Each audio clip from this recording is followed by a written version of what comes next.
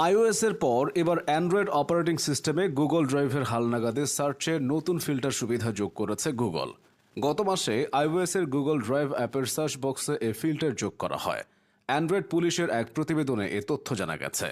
অ্যান্ড্রয়েডে Google drive অ্যাপের এই হালনাগাদে যুক্ত হওয়া ফিল্টার সুবিধার কারণে এখন খুব সহজে বিভিন্ন ফাইল খুঁজে পাওয়া যাবে।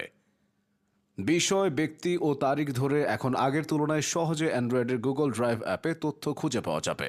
এজন্য টাইপ, পিপল ও মডিফাইড নামে ফিল্টার অপশন থাকবে। প্রতিটি ফিল্টার অপশনে ড্রপডাউন মেনুও থাকবে।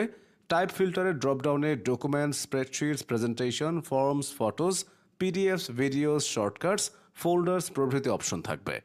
পিপলের ড্রপডাউনে কন্ট্যাক্টে থাকা বিভিন্ন ব্যক্তির নাম দেখা যাবে। মডিফাইড ফিল্টারের ড্রপডাউনে গত 7 দিন, 30 দিন, 1 বছরের অপশনের পাশাপাশি বিভিন্ন তারিখ নির্বাচন করা যাবে। অবশ্য এসব ফিল্টার সুবিধা ওয়েব সংস্করণে আগে থেকে ব্যবহার করা যায়।